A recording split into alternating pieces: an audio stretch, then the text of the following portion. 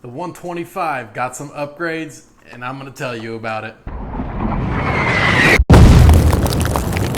What's going on, everybody? My name's Anthony from Unconventional Aquatics. Unconventional Aquatics on Instagram and at gmail.com. And today I'm bringing you some of the upgrades I just recently did on this 125 as it's about to go through kind of an overhaul process as we get it prepared for something even bigger. Now, I've been setting aside some money for a little while to do some upgrades on this tank because here in the near future it's going to be a lot heavier stocked, and it needed a filtration system upgrade, and there were some other upgrades that I wanted to do as well. So not only is this tank going to get a nice canopy and stand rebuild, kind of like what I built for the 40 breeder project, which is just right over there. I'll actually give you a sneak peek of it at the end of the video. But it's gonna get some stocking upgrades, and it really needed some equipment upgrade. So let's start with the obvious. This tank got two Sunsun HW304B canister filters. Why did I choose the HW304B? Well, it's high performing, probably one of the most popular money saving canister filters. I paid about $74 for each of these. So my price point for just the two filters was roughly $140. If you ask me, that's a pretty good deal for two canister filters that perform like the top of the line stuff on the market. Now, the Sunsun 304Bs are kind of notorious for the UV sterilizer inside melting the trays, but the UV sterilizer is honestly something I will never actually use. I really don't have a need for a UV sterilizer, but in the case that I do need it, it is there, and if used properly, I shouldn't have any issues.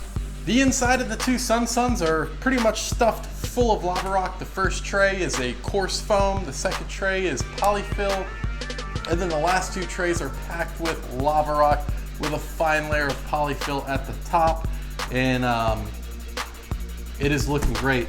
I'm not a huge fan of the spray bars that come with the Sunsun, but I put them on anyways, and what I did was a little experiment. I actually took one of the wave makers out and pointed the spray bars upwards to see what it did for surface agitation. It's actually doing a pretty good job. The next two upgrades this tank got was two Aquarium Pro 250 watt heaters. Now, why did I choose the Aquarium Pro? If you've been around this channel for a little while, you know I'm a huge fan of the Eheim, Jaeger, whatever it's called, True Temp heaters. But, you know, sticking with the values of my channel and not being one of those people that just gets stuck in the zone and only believing in what I believe, I went ahead and I figured I would give these a try for multiple reasons.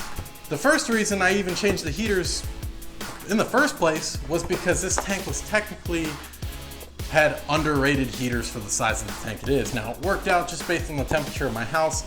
The heaters didn't have a problem keeping the tank where it was at, but previously it was two 150 watt heaters that ran this tank. And sticking to the 2.5 to 5 watts per gallon, I decided to go with 250 watts a piece for these heaters. And I'm telling you, these things are hardly ever running because they flip on, heat the tank, and flip right back off. And you can see by the indicator lights on them, one has a red light. When the red light is on, it means it is heating. When the green light is on, it means it is not heating. So that's pretty cool.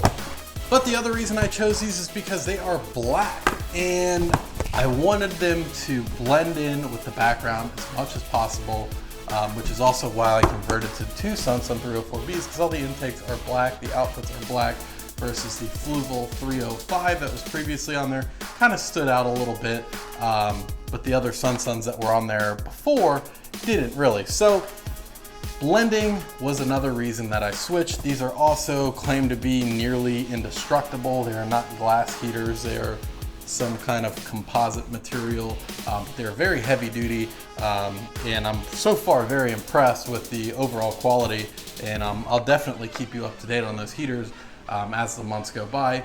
And as far as stocking goes for the haps, I don't really know. I have a few fish in mind that I know I want, but I want to be extra careful to make sure that some of my more docile haps that are in here don't get mixed in with anything that's too crazy.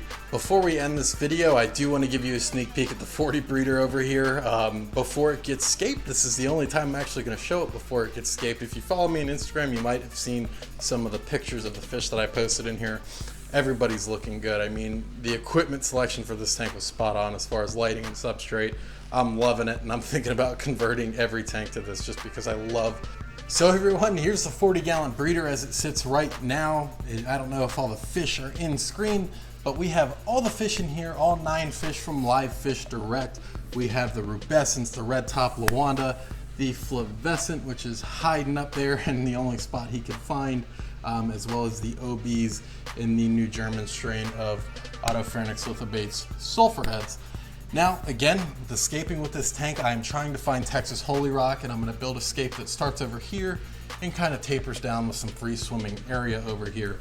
But that's everything, guys. I hope you enjoyed this video. I hope you enjoyed the upgrades I did on the 125. Remember, you don't have to dump a whole bunch of money into something to really give it a good upgrade. Sunsun canister filters are something that's not new in this hobby whatsoever, but a lot of people still don't know about it. They're a great money-saving alternative.